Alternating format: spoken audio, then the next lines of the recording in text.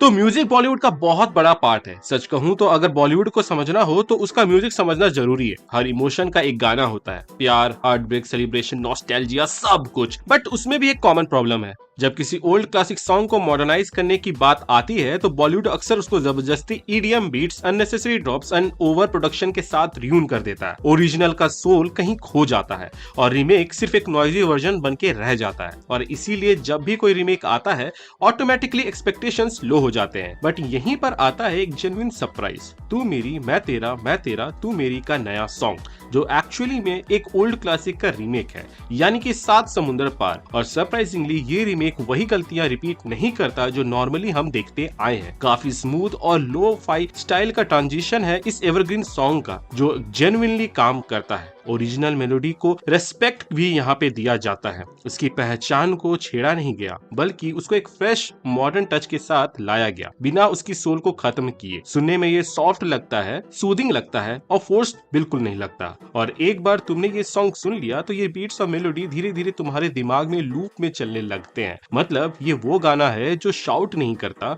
बल्कि क्वाइटली तुम्हारे प्लेलिस्ट में घुस जाता है। एंड ऑनेस्टली मेरी प्लेलिस्ट में तो ये ऑलरेडी ऐड हो चुका है। सॉन्ग का ओवरऑल टेक्सचर काफी ग्रूवी है, वोकल्स काफी स्मूथ है और कंट्रोल्ड भी। कोई अननेसेसरी हाई नोट्स या ओवरडूइंग नहीं है। बैकग्राउंड म्यूजिक सेटल है, बीट ड्रॉप क्लीन है और सब कुछ एक परफेक्ट हार्मनी में काम करता है। ये गाना सुनते वक्त लगता है कि मेकर्स ने less is more approach follow की है।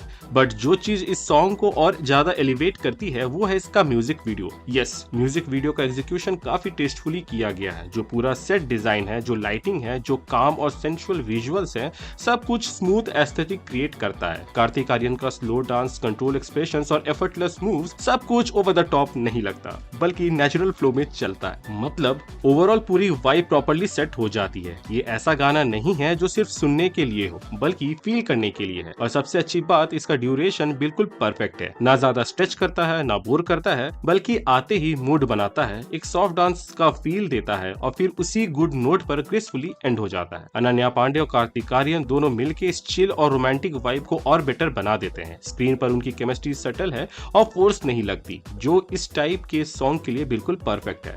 ये लाउड रोमांस नहीं है, ये एक soft mature kind of attraction है, जो गाने के मूड के साथ परफेक्टली मैच करता है। पर्सनली मुझे लगता है कि ये बॉलीवुड के बेस्ट रीमेक्स में से एक है, स्पेशली जब बात आती है आइकॉनिक ओल्ड सॉन्ग की रीमेक करने की, जहां ओरिजिनल को रिस्पेक्ट देते हुए उसकी लेगेसी को समझा गया है और फिर उसको आज के ऑडियंस के लिए रेलेवेंट बनाया गया है। ये काम यहाँ प्रॉपर्ली कर गया है, ऐसा मेरा मानना है। आपका क्या कहना है इसके ऊपर, आप हमें कमेंट सेक्शन में बताइएगा। तो अगर तुम भी रीमेक से जनरली डिसअपॉइंटेड रहते हो तो इस बार एक चांस तो बनता है। अभी जाके सुनो हेडफोन्स लगा के, ये शाम के टाइम कैजुअली सुनना और काफी हाई चांसेस है कि ये तुम्हारे प्लेलिस्ट में परमानेंट जगह बना ले। सो आज के लिए बस इतना ही। मिलते हैं एक नई वीडियो में नए टॉपिक के साथ, तब तक के लिए बाय बाय।